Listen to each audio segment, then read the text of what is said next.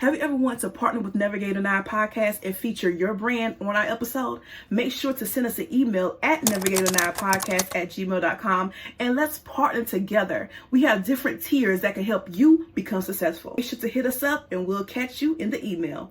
On to the episode. Hello, everybody. It's Annika LaQuette here, the host and creator of Navigate and I podcast. And if you are new here, make sure to hit the subscribe button and click the notification bell so that you will not miss any of our episodes. And if you are a returning subscriber, hey, Undeniable, welcome back. Y'all, I have someone with me today. So y'all, we have Marit, okay? So make sure that you tune in, okay? I'm excited to talk to her today. So Marit, tell us a little bit about yourself. Oh gosh. I am a daughter of God. That's all you need to know. Period. But I'm also a mom of 5 children, adult children, and I have a coaching business and a course, and I'm on a mission to help estranged Christian moms heal, prepare to reunite, and thrive while they wait and beyond. Okay, I like that. And I love that you said estranged Christian mom. So we're going to get into that a little bit today. So in your opinion, how has social media and modern culture normalized the language of toxicity and trauma in the ways that may have damaged family relationships? Well, I believe the enemy works very hard through this medium, and I believe that the family is under attack above all things because individualism has replaced the sense of family as the basic unit of society. And with that, we have people who are crying foul about things that are traumatic, which 20 years ago, that wasn't considered trauma. But what happened is a thing called concept creep. And concept creep meant that what used to be trauma is now extreme trauma.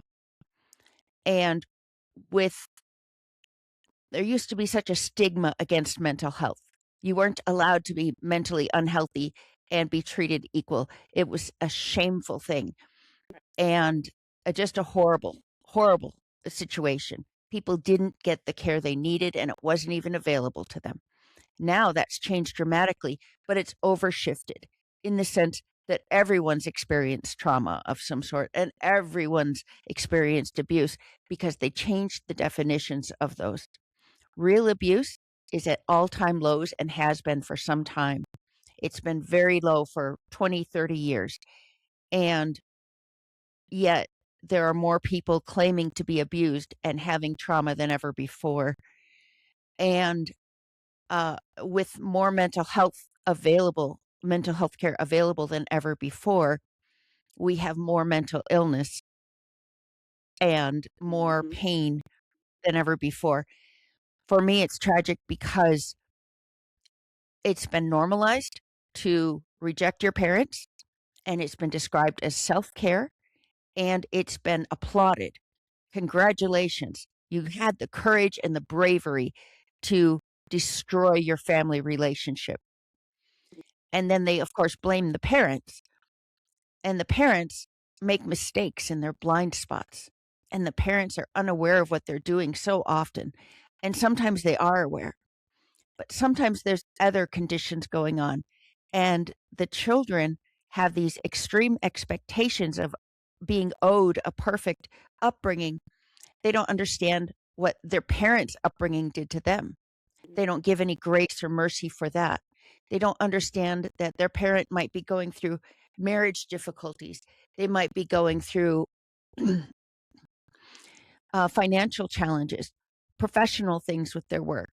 They might be going through their own identity crisis. They might have physical constraints or illness or mental illness that the child never hears about, any of those things. But the child is demanding a perfect parent without forgiveness, without grace. Now I have to say this is important.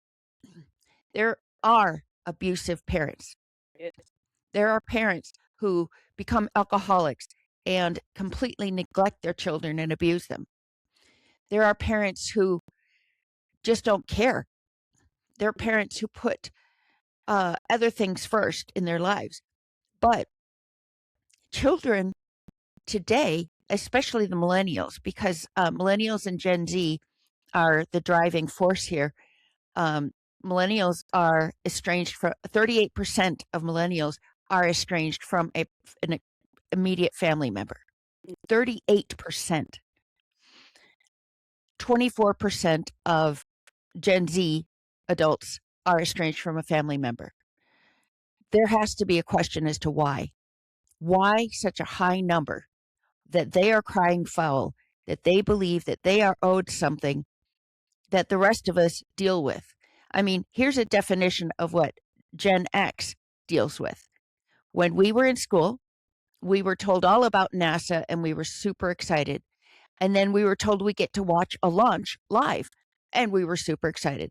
So they wheeled the TVs into the classrooms at the front of the room and we got to watch the launch and it was super exciting and it goes up into space and explodes. Yeah. And so they wheeled the TVs out of the room and went on with the next subject. Mm. Mm. No counseling, no hugs, no I'm sorry, just moving on. And that was our life. Life was hard and we had to deal with it and we were required to. And that made us stronger and more resilient and more independent. Did it damage us? Yes. Did we pass that on to the next generation? Yes, just like our parents had done to us. But we were told this is how you parent your children. Tell them how special they are, tell them how wonderful they are, build their confidence, all of the praise. And in doing so, we didn't want our children to suffer the way we did. So we paid for their college instead of having to come up with the money ourselves. We paid for all of the things that they needed to grow and to become. We did all that we could to take care of them. And then many of the parents who are strong and who were good parents, now I'm not saying all of them were, but many of them are being accused of terrible things with vehemence and anger and crying foul and demanding accountability. And it's just victim mentality that has permeated social media and all of these young people because they're experiencing pain and it's real pain. Now I know this because I've been on that side. That pain is so real and it will eat you up and destroy you if you let it. But in that real pain, we are blaming our parent as the scapegoat when our parent may have done the absolute best that they were capable of. We are not offering grace. We are not offering forgiveness. We are demanding. And with those demands, we are cutting off our ability to choose because we are saying it is their fault. And in blaming, we remove our accountability for our part because as teenagers, we are responsible for our responses, which may have impacted our parents. We are responsible for our own actions and desires. And as adults, especially, at what point does the parent have to keep bending over backwards to try to appease the child? Well, they never should have done that in the first place because that's what builds this blame culture. So the problem now is that many of these millennials and Gen Z that did have good parents who've been caught up in this mindset and mentality, and that's not all of them. I promise you, there is abuse out there. Yes. But many of them believe there was abuse and they have given up their freedom to choose for themselves and to rise above by being caught into blame and victim mentality. It's the parent's fault and they can't do anything about it. They're experiencing this pain and it's because of their parent. So they cut off their parent, which removes the trigger, but it does not solve the problem. Yeah, I understand. Then they're going to bring that into every relationship going forward because they haven't resolved it. They haven't worked it out with the parent. They haven't grown together. And there are cases where the parents aren't willing to, but over time, I saw my parent change dramatically. I saw both of my parents change dramatically from what I experienced as a child. And over time, I was able to see what I couldn't see when I was young. And that was the limitations on my parent, the upbringing and the background of my parent, and most of all, how desperately unrealistic my expectations had been that caused me 20 years of nightmares, 20 years of at least once a week nightmares about that parent. And all of that pain was right here. It wasn't in the relationship, it was in my head for crying foul. I want to help the kids by healing the parents, by strengthening these moms, by showing them what's happening because they don't know that the definitions changed. If their child is saying abuse and trauma, they're going by the old definitions. Here's an interesting thing. Trauma, picture it in physical health. If you're going to the trauma center, you're in there because you've got a gunshot wound to the chest or, to the head. Okay, you're not in there because you have a sprained ankle. And yet in today's world, in mental health, a sprained ankle that's a bad sprained ankle might hurt as much as a gunshot to the chest. That's right. Depending on, what's happened there. But it's not life-threatening. Is it trauma? No, it's not. Not by the old definitions. They've changed the definitions and they are treating it as if it's the same. And the treatments for trauma do not work if it is not real trauma. And so they go to therapy and they wonder why they're not getting better.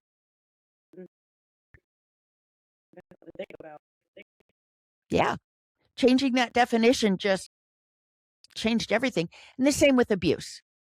My son's a social worker, and he told me that about 95% of moms raise their children with an adequate upbringing. 95% with an adequate upbringing that child can go forward and live a successful life. They don't remove people from, health and welfare, social work, whatever. They don't remove the children from the home from 95% of situations, right? 95% of us did a good enough job. Maybe we weren't perfect, but we did good enough that child can thrive on their own if they choose to. What percentage of people are rejecting their parent? Well, it was 7% for moms about 5 years ago. In 2021, a study was done, a massive study, and it was about 7% of people have rejected their mothers. It's 27% for dads. And if you think about that, I mean, I can understand why for the dads because of divorce and mom getting custody. And she may not speak badly about him, though I think most do, because we're human. But she might have shown her pain, her difficulty, and the child picks up on that. Or they were raised by a mom who had rules and regulations, or by a dad who had rules and regulations. And once it's time to turn 18, they might pick the parent that's easy, that's trying to make up for lost time that they didn't have with them. And so suddenly, and come on, camera, catch up. Oh, I can't stand my computer. And so suddenly what happens is we've got a child who has gone from being raised by the one parent with strict rules to the other parent who's making up for lost time and wanting to win over that child and is overcompensating. And what happens is they're going to go to that new parent and they're going to connect and love that. And what happens is they end up judging the first parent. They were terrible to me. They were abusive because they had rules and limitations. They didn't love me. They're not supposed to be your friend. They're supposed to be your parent. Right. Right. I understand. I felt like I know that my parent did not speak my love language. And I didn't speak theirs. And so I judged them so harshly. And all of the extreme cases of support and love that they showed, I dismissed as duty. None of those things were duty. Mhm. You know, those are things that were too extreme to be considered duty. Yeah, it was definitely a case of extreme expectations and looking for problems and hurt and looking to blame. Because if I blamed, then I didn't have to take responsibility and I didn't have to take accountability. If it was their fault, if it was their fault, then I was able to go forward without having to deal with the pain because I had nothing to do with it. Unfortunately, that took away my opportunity to change things because I didn't have accountability and responsibility, and so I didn't have power. And without power, because I gave up my power, I was not in a position that I could change and grow until much later. Mhm. And when you think about it that way, it sounds like a lot of forgiveness, not just forgiveness for your parent or parents out there. It's more so forgiveness for within yourself.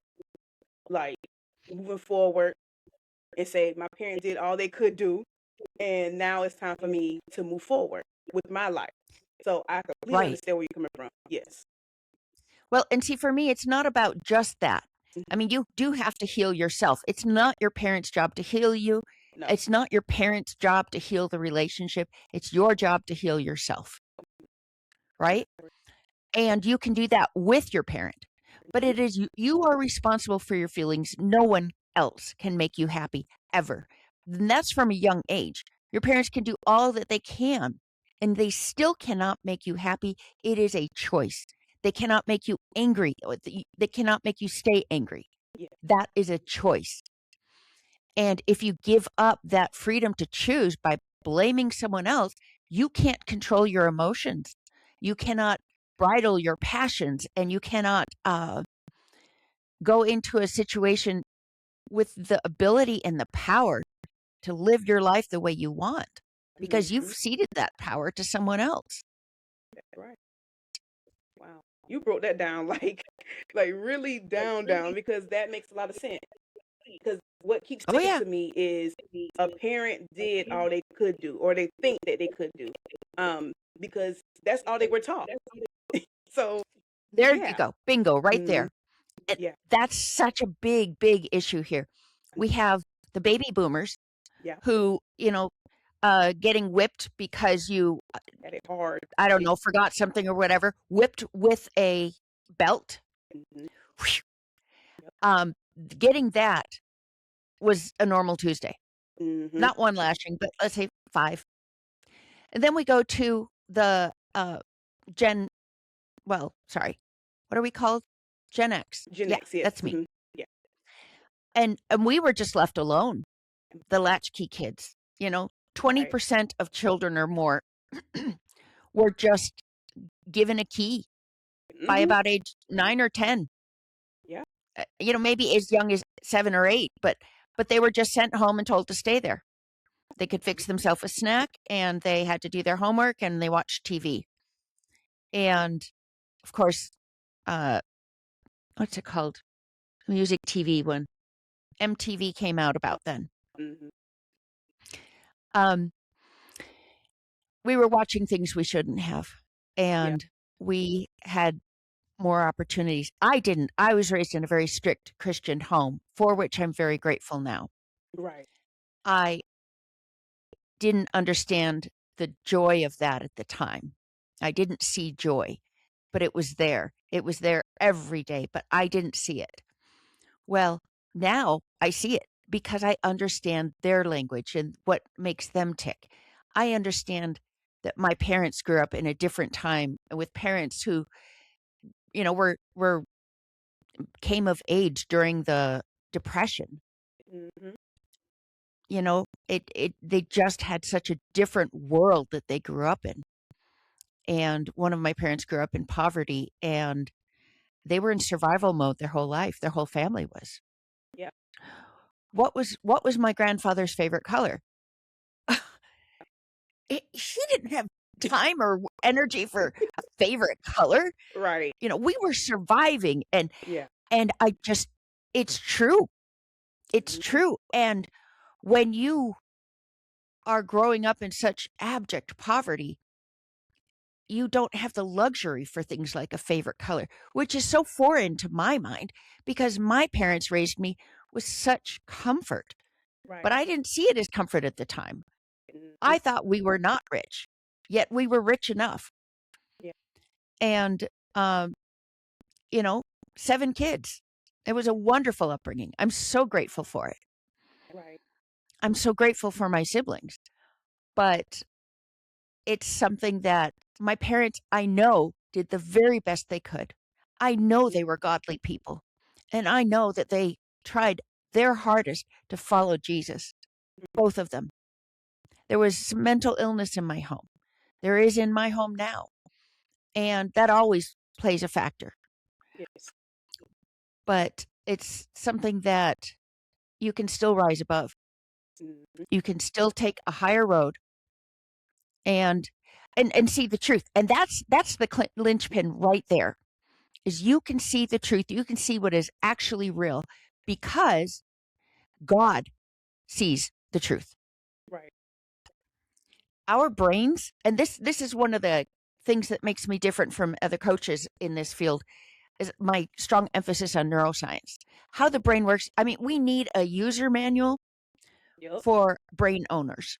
Okay. And I think I'm gonna write one.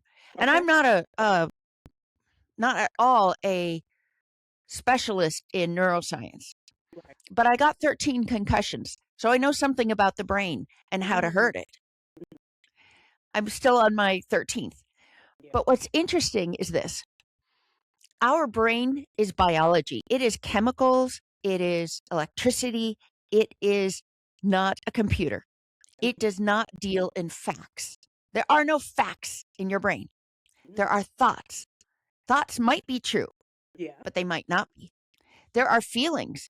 Feelings might be true. They might be inspired from God, but they might just be chemical experiences we're going through because we were triggered by something here or there or whatever. Mhm.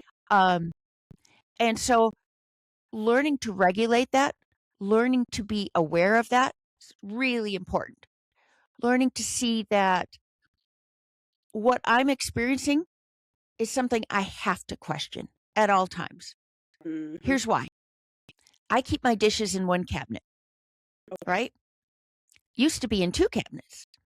All the glassware went in one, and plates and bowls and serving dishes went in another. But the other one was across the room from the dishwasher.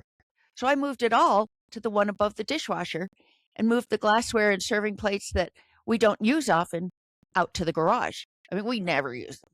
Right. But what happened was for the next 5 months, we kept going to the wrong cabinet Mhm. for the plates and the bowls. We knew they were in the other cabinet, but we kept going to the old one.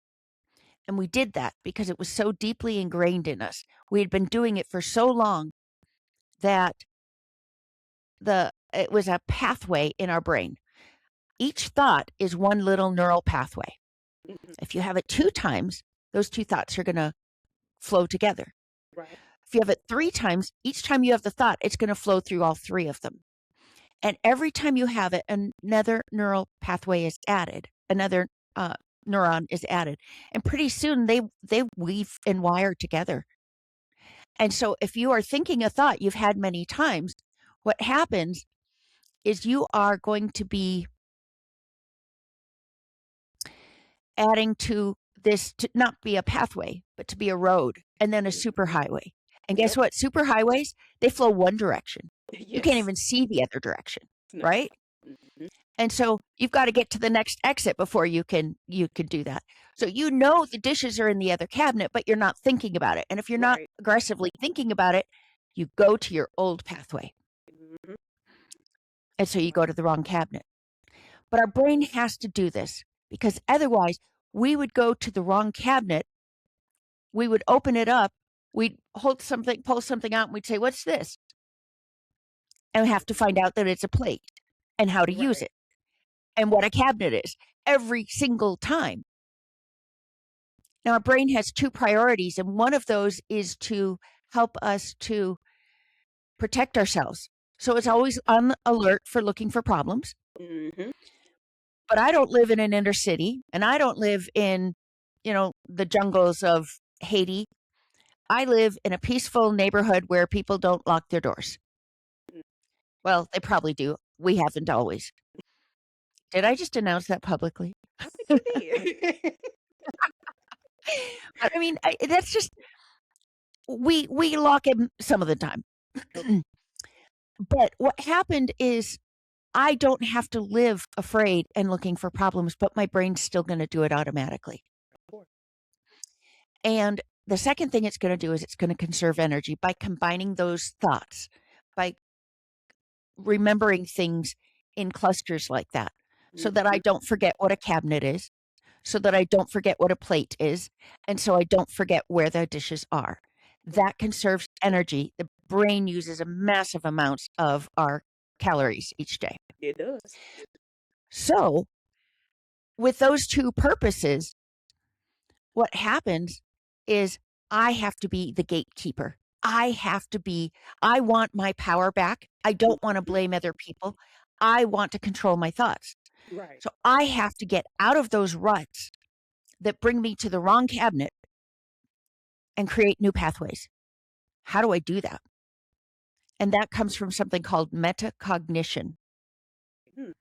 And metacognition is thinking about your thinking while you're thinking. Okay. So basically, you're a gatekeeper. You're monitoring your brain. You're thinking about, wait a minute, I just thought that. Is that true, or is that just something No, I don't think that's true. Right. It's learning to be skeptical about your thoughts.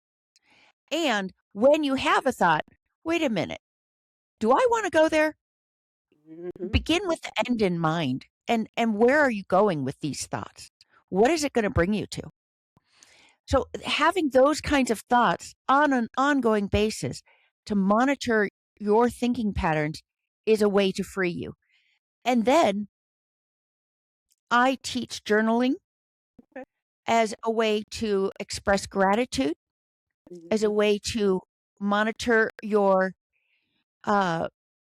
victories over darkness, over evil. Right. Anything you do that day that has been a victory over the enemy. Anything. So each day in my journal that I have for my students, we have 3 people who are, I'm sorry, every day in the journal that I have for my course for my students, there are 3 gratitude statements, followed by 3 victory statements over darkness. And then we write in, how did I see the hand of God in my life today? And what do I want to remember? And the last thing, going back to the brain, what did I learn about myself today? And by keeping a journal of those things and Bible study and prayer, and then I have 2 others, but I kind of keep that for my course. By having those things in your life on a daily basis, not going to someone else's way of teaching the Bible, not going to a Bible study group, which do those also. I'm not saying don't do those. Absolutely do those. Right. But going directly to the Bible yourself, reading at least 1 verse a day, and thinking and pondering on that. Because that way, you know where to go when you need an answer. If you don't have someone else with that answer, you know where to go. Because your relationship isn't with that preacher. Your relationship isn't with that leader. Your relationship is with God. That's the whole purpose of my course, is to connect women directly with Christ and to make their prayers more powerful and help them surrender more fully, because that's when living begins. That's when the true joy starts. Yes, I love that. And you know what? You are literally answering all of my questions without me having to ask, because I was going to talk about, the neuroscience that you just mentioned, and you went into depth with that. So I don't even have to ask that. And then also you went to like the biblical part of like estrangement and different things like that, making a relationship with God.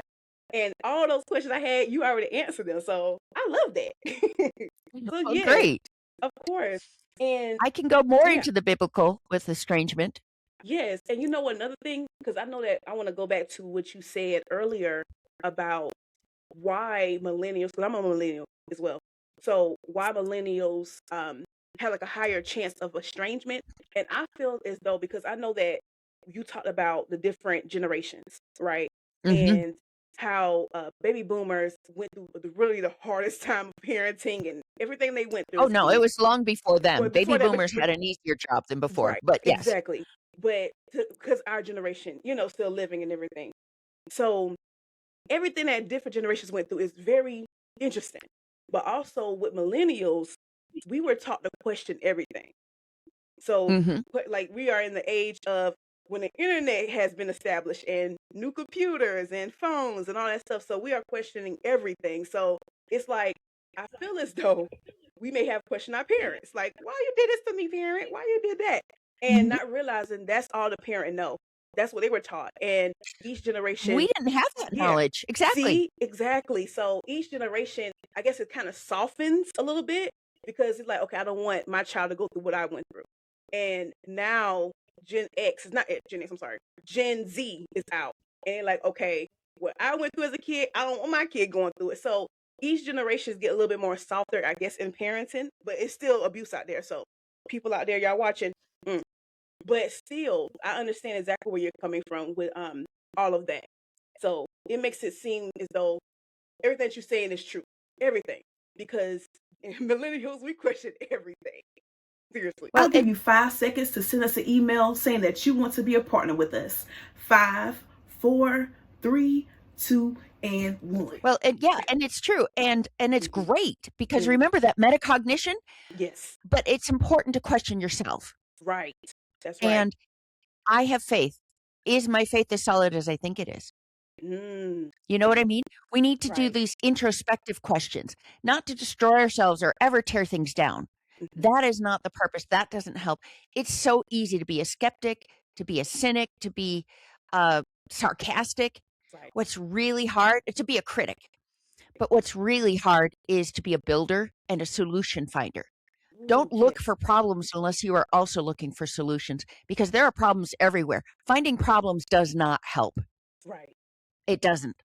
Finding solutions helps. And if Yes. you're not also looking for solutions, then stop. Mm, that's right. My mama taught me that same thing. She said, if you have a problem, you better have a solution. So yes, That's right. I really understand. Otherwise, it's causing problems. It's not helping. No. Now, there's something else I wanted to bring up about scripture, Okay. and that is that Jesus laid out for us clear as day what we need to do as far as estrangement is concerned. And he showed it from the the adult's perspective, the parent's perspective, as well as the child's perspective. Right. In the child's perspective, it's, do we cut out our eye and cut off our hand? Do we leave um, our parents? Yes, if they are preventing us from our connection to God, Mhm. but no under other circumstances. He didn't say just cut them off because they're bothering me or because they hurt me. Right. Okay, because here's the thing: we were raised that blood is thicker than water. Mhm. I'm sure you've heard the phrase. Of course. Family, family is important. It is key. It is something that is sacred and it is something that should be strong. We Mhm. take care of each other. Now, Right. in our family, you have heard of the old wagon trains crossing the plains, going to Oregon and Mhm. stuff. Right. Well, when things got bad, or if, the Native Americans attacked or something, what they did, they would circle the wagons. They would create a circle out of the wagons, and they would put the children and the livestock and themselves in the center. And it created kind of a little fort to protect them. Mhm. Well, when we've had a problem in our family, we send out a text: Okay. circle the wagons. This person needs prayers. I Now, like that. we may tell the siblings, I'm talking my children and my husband and myself, we Mhm. may say what the problem is. Sometimes we don't. We just say, this person needs your prayers. And we don't do it often. We don't do it for little things. We do it for big things. Right. And I think just in that phrase, in that visual picture of circling the wagons to protect each other, we may not get along sometimes. That's true. We may not always have the siblings enjoying each other's company, Mm. but we will always be there for each other. Mhm. Here's how that works. I may not talk to you for 5 years, but if you need a kidney, I'm there. Uh-huh. Yep. Okay? And that is the level of commitment that you have to your family. Right. And that goes deeper than whatever is going on between you because family is family. Mhm. Now, we were raised that way. I don't understand why millennial and Gen Z children are not getting that. Well, I kind of do. We try to communicate that as parents in most cases. Okay, maybe not all parents have. But what's happening is by the time our kids are 15, 16 years old, if they've got that smart device, we're spending an hour a day with them. Mhm. Maybe, probably not even that. Yeah. And we're not always talking the whole time. That's true. And what's happening is they are spending 4, 5, 6 hours a day on social media Mhm. and scrolling. And they're being inundated with information and voices and messages that go against what we've taught them. So what happens is they believe something's going on and it's because of how they've been indoctrinated. Mhm. Many of them are on social media as much as they are in school. Yeah. And have very little interaction with their parents by that age. And if that's the case, what voice are they listening to? Mm. What are they hearing? What Yeah. message is going into their head? And it's not always a good one, but in their mind, it's truth because they're going to the wrong cabinet, not because that's what the truth is, Mm. but because it's what they've heard over and over and over. Yeah. I get exactly what you're saying. And also, I would say to look at the whole thing is communication. Communication needs to be a huge part, not only in like blood is thicker than water, but also like family dynamics, friend dynamics, relationship dynamics, all of that. Communication, Agreed. yes, because some type of communication needs to happen and say, hey, especially if you were like in the teenage phase, because that teenage phase is very hard because you're battling growing up, you're battling, dang, should I listen to my parents, battling, what is my friend saying about me or saying about this, and then social media. So it's a lot going on in that. But Oh, communication needs yeah. to be had on both sides, from the kid's side, even though it's kind of hard, but try to figure out how your kid can communicate better. And then also as a parent, communicate to your kid, like, hey, you need to be focused on school. And then when we get home, let's take an hour out of our time to focus on what happened today. And some kids just need to be asked, like, how was your day? You know, some kids, Oh, I have let me seen tell that. you. Yeah. Mm, I have seen that mm-mm. on so many occasions where Lady, you kids, got to know something. yeah. We ask our kids, how was your Yes. day? Good. hmm It was And, okay. and that's fine, though. And that's fine. Keep But doing that's all that. they say. And that's okay. As long as you ask, because a We lot of try to kids don't pry ask the that. information out of them. I want to know what you ate for lunch. I want to know what so and so said. Did They're like, anybody say anything about your outfit? mm-hmm, How were your teachers today? What kind of assignment? What are you learning? mm-hmm. Nothing. Nothing.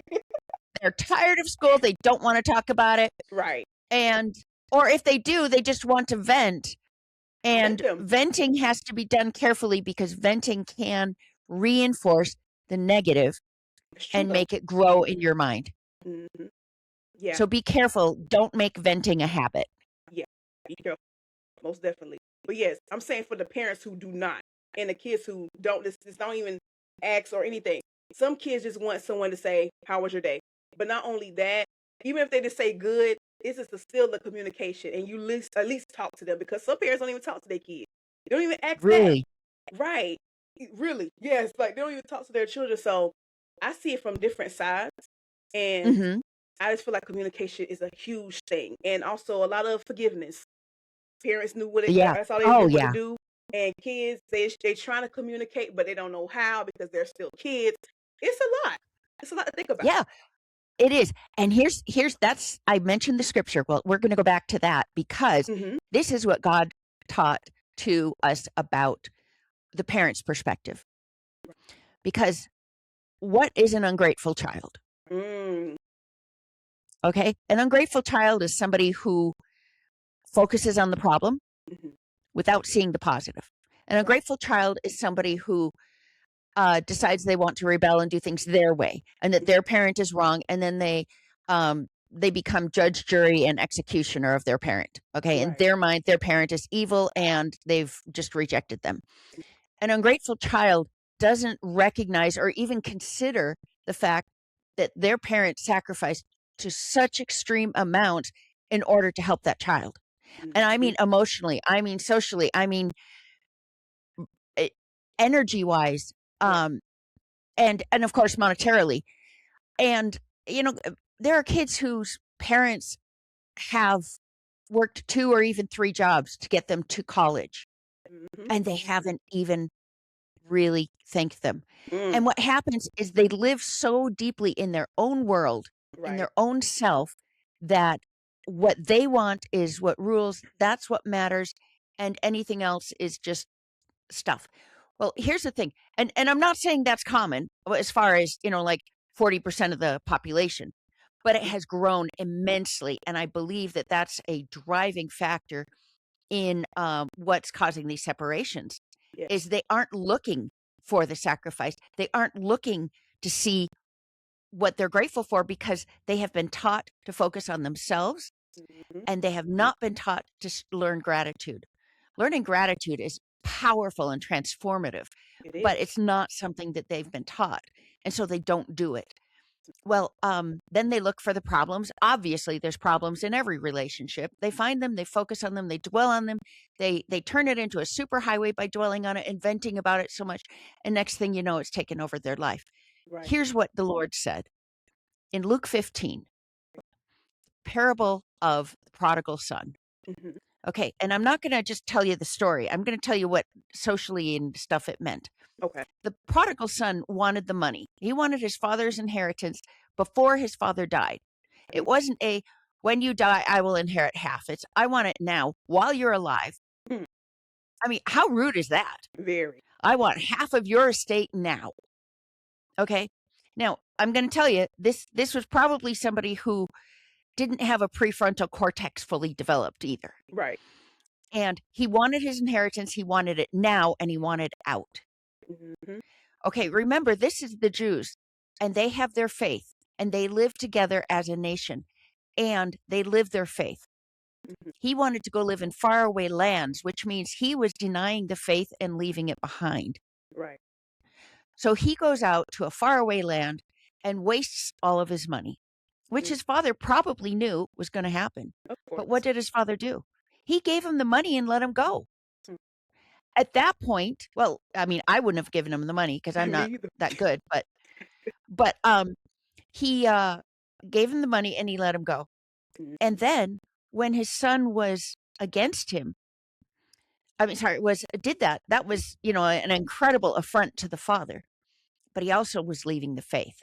Yeah. So he goes off and he's eating, I mean, he's feeding the pigs and he's eating, you know, the corn husks Mhm. because that's all he's got. High fiber diet.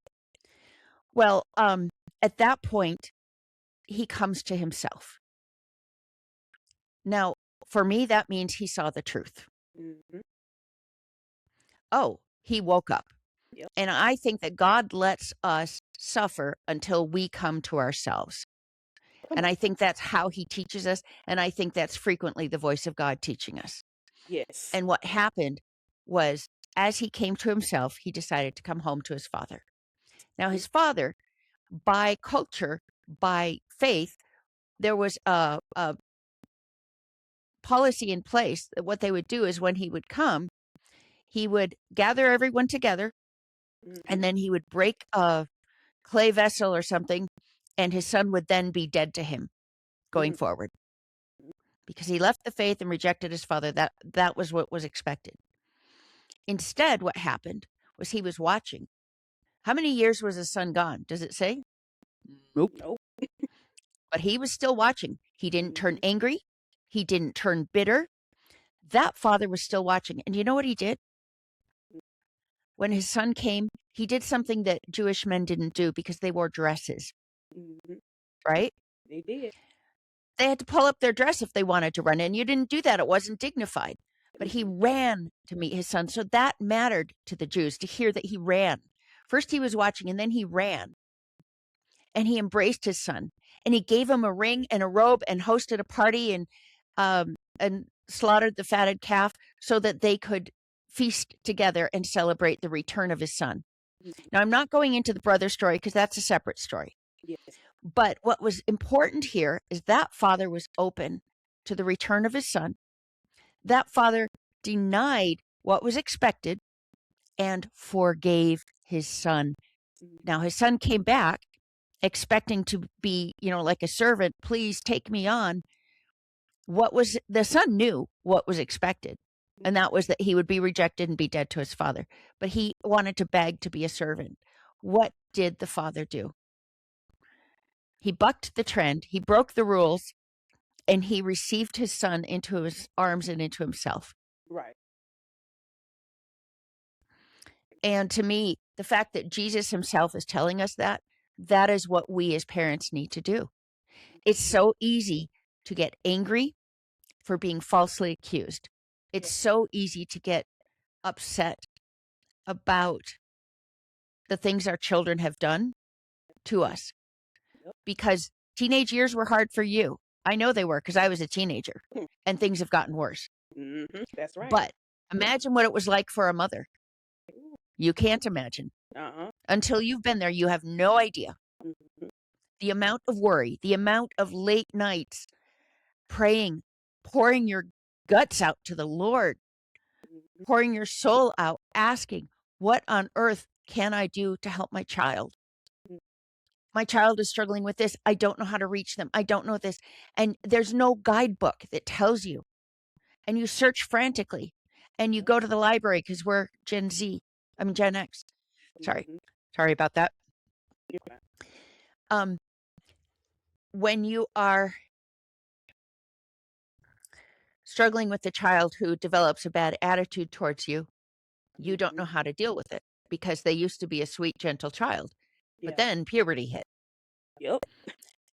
And intellectually, by about 14, they're pretty much an adult intellectually.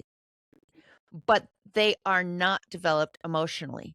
No. And so you get this slingshot of like a terrible two. Do you have children? Are you married by chance? No, I'm not. Okay. When you're dealing with a 2-year-old, they want their sweater, but they want to put it on themselves. So they do that for a couple of minutes, and then they ask for help because they can't do it themselves. But they'll yell at you in between. And by the time they're 4 and 5, they'll tell you they hate you now and then. Not often. They don't even know what it means, but they'll tell you. It's something that your children are so sweet and innocent and loving when they're very young. And as they get older, they need to assert their independence. Well, that's what a teenager is doing with all of the emotional roller coaster they're going through. Right. And as a parent, we don't have the answers. So we're struggling to find our way to try to be the best parent we can to them. And we don't know. The answers aren't there. Well, they are, but we don't know where to find them. So we pray and we do our best. And that's all God requires of us. And the world is setting up expectations for perfect parenting. And if it's anything less, then it's abuse and trauma. And I'm not saying that's in every case. I'm going to say the top 20% of parents usually aren't accused of problems. But those that are accused of abuse do include people from the top 20%, the very best of the best parents. And I've seen that happen so many times with people I know so intimately that they are the best of the best parents and are being accused of things like this. And their children are sneaking out in the middle of the night and not leaving a note or a message. How do you defend against that? How do you reach your child and heal it? You can't. They've got no contact. And they go no contact with the siblings and the rest of the family as well. And these kinds of circumstances are so tragic. There isn't a funeral. There isn't sympathy cards. There isn't casseroles. There's no closure. You don't know what you did. but you've lost your child who is your heart and soul. Mhm. And until you have a child or become adopt a child or whatever, you don't understand how profoundly you can love a person. Mhm. And the fact that it's impacting even the best of the parents, that's why I'm convinced that this strong trend that's going through social media, that's going through podcasts and therapists and support groups, etc., it sickens me. It Mhm. sickens me because if you are vulnerable and somebody starts telling you what you've been through and starts interpreting it, Mhm. and therapists are in up to 40% of cases in marriage eh, counseling, 39%. They did a study and they showed that 39% of these marriage therapists influenced their patient towards divorce. Mhm. And A mess. I don't mean they said it's a possibility. Influence them toward it. They did things as much as diagnosing people they had never met Mhm. with disorders and Mhm. things. And they did it based on the words of the one person that was in front of them instead of getting a full and complete picture. Now, how does that help the patient? I'm a huge believer in therapy, Yeah. but therapy comes with risks because you are ruminating on the problems through most types of therapy, and that's creating more neural pathways and reinforcing them in your brain. That's causing a problem.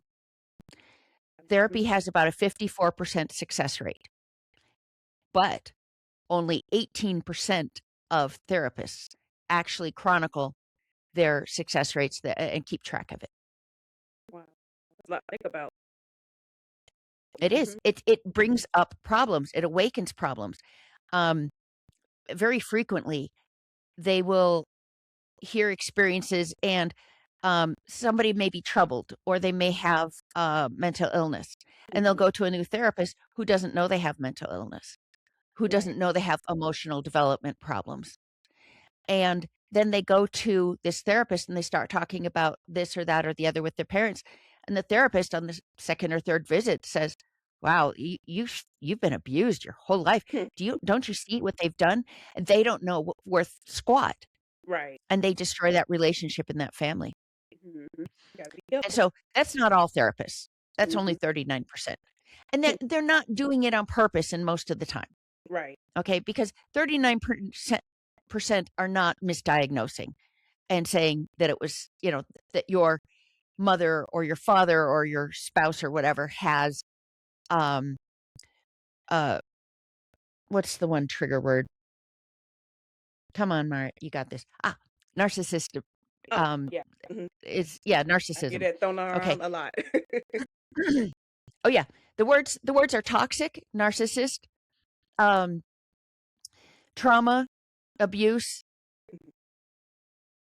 and going no contact. Yeah. There's a couple of others, but those are the things that are always used. That wording, and when your child comes to you and starts using words you've never heard them use before, but you've been around them a lot, and this is what they're saying, it's like, Mhm.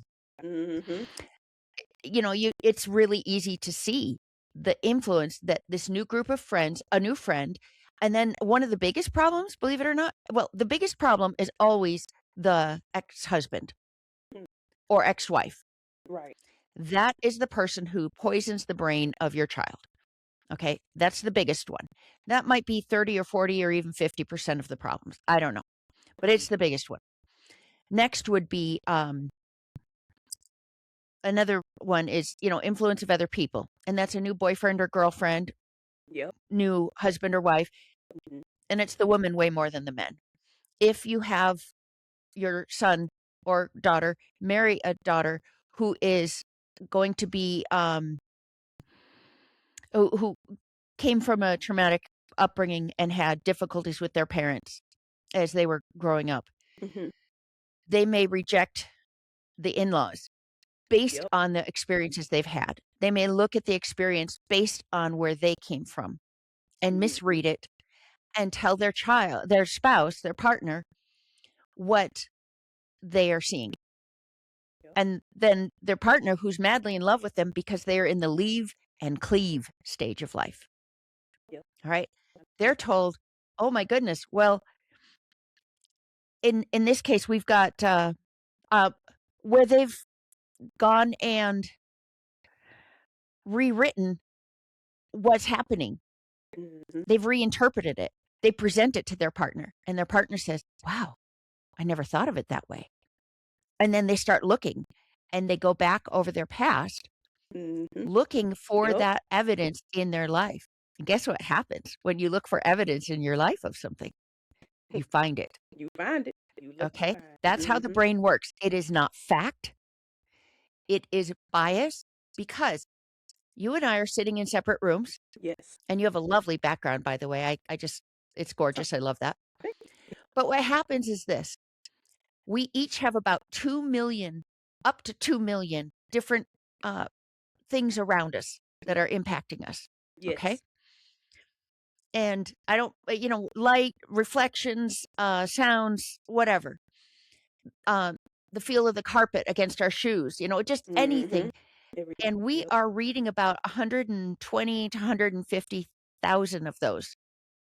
So if we're in the same room, we might have an entirely different experience and not even overlap. Nope. So that's why two siblings can grow up in the same home with the same parents and have entirely different experiences. Yes, I heard about that. Now, does that mean that the parents were abusive?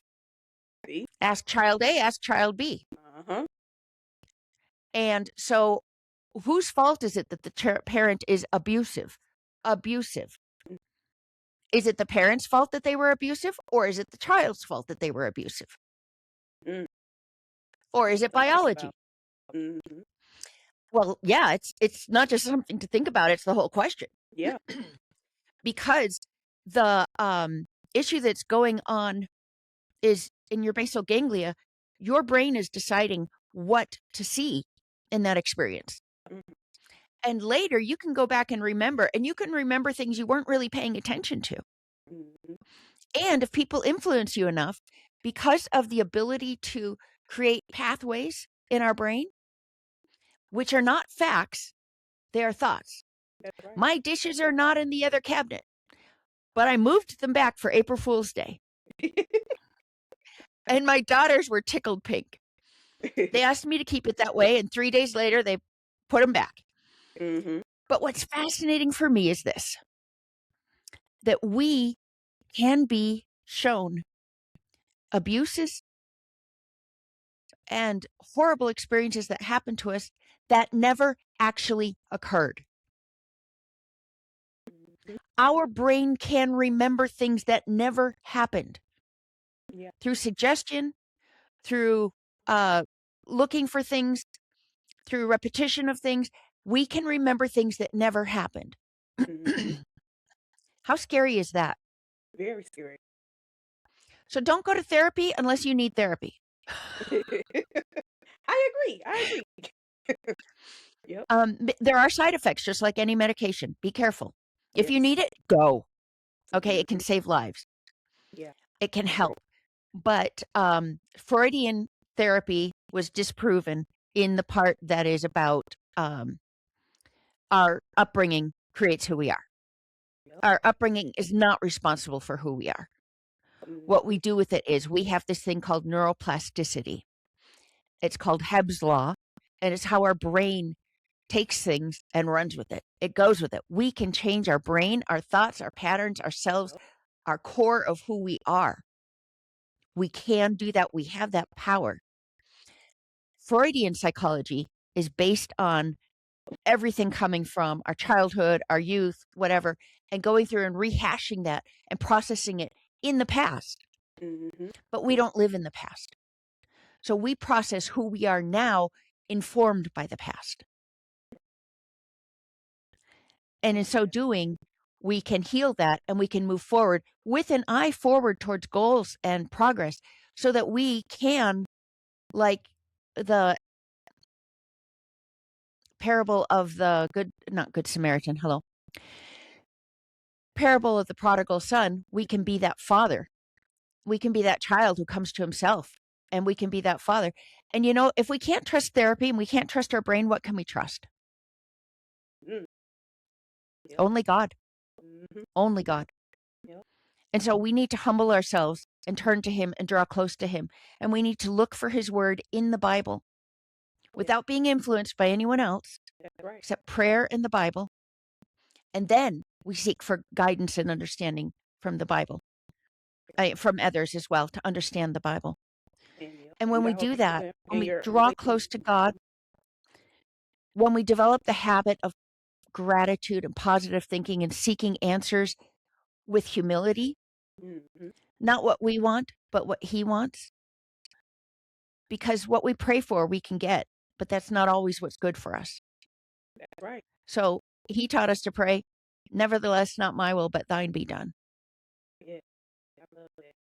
He didn't say he never prayed a grocery list of all the things we wanted. He knows what we want. Yes. Okay. That's not what prayer should be. And it's where we spend our time. And that's why we're always disappointed. Mm-hmm. God has a better plan, a higher plan, and we need to trust, and we need to find our way, and we need to do it through him. That is what I teach. The first thing I teach estranged Christian moms is that they are not a mother first who's a daughter of God.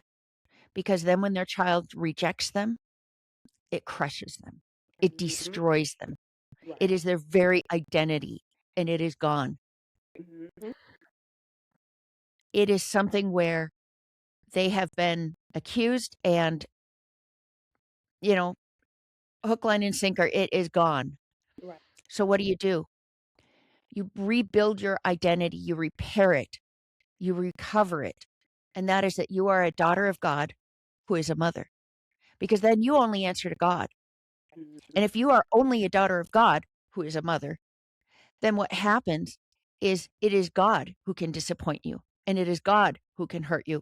You can be chastised, you can be convicted, but it is for your well-being, it is for your welfare, and it brings you forward in a good way. And that is a good thing. It is. But what your child says and does not define you. Nope. You are not defined by your child's actions. You are defined by God's relationship. You are defined. Your worth is not from your child. Your worth was declared with 3 nails on a cross Mm-hmm. and the weight of the sins of the world. That is what you are worth to God. Now, here's the thing. Getting it in your head, that's great. But getting it into your heart, that's the hard thing. I host a challenge that helps people one-on-one with me in 5 sessions process that. So it goes from intellectually, I'm a daughter of God who's a mother, to internalizing it in your heart. So you believe it and you feel it, and Right. that's who you are. And that's the 5-day challenge that I'm offering on my website. Yes. And I was going to tell you to give yourself a shout out. Tell everyone where they can follow you and everything. Okay. Well, on Instagram, I am Estranged Christian Moms Coach. And my website is maritwelker.com, MaritWelker. And I am on YouTube and everywhere else as maritwelker.com. I have a podcast, which is the Still Here podcast, Still Here for Estranged Christian Moms. And yeah, I think that's about it. Go to my website, get a download of some, a brochure, some information about things you can do, a guide to help you grow and become stronger after your child has rejected you. Because that's the group that's not getting the support groups. That's the group that's not getting the congratulations. Yeah. That's the group that is turning bitter and turning angry to their children, and that just hurts them. Don't fall to that. Rise up. Rise up to who you are as a daughter of God. And I promise that's when life just really starts. It's when you go all in. Yes, I love that. And y'all, make sure to follow her because I saw some of your stuff and I'm like, wow, amazing. I have to have you on the show. Oh, Amazing. thank Okay. you. You're welcome and what you're doing for mothers and families out there. So I want to thank you so much for coming on the show today because you gave me a lot of insight. Okay. We had a good conversation. Good. So I Oh, I, loved I it. liked it. Yes. So thank you so much for coming on Navigator Night podcast today. Thank you. Sorry we went over so long. No, you're good because we had a good conversation. This was good. Yeah, it was good. Yes. And remember, yes, life was delayed, but it never gave denied. I'm your host, Annika Laquette, and you just listened to Navigator 9 podcast with Marit. Bye, y'all. I know you're not going to deny subscription. It's a whole new season and you're still playing. Click here to subscribe and click here for more episodes because we want to see you and become undeniable with us. Period.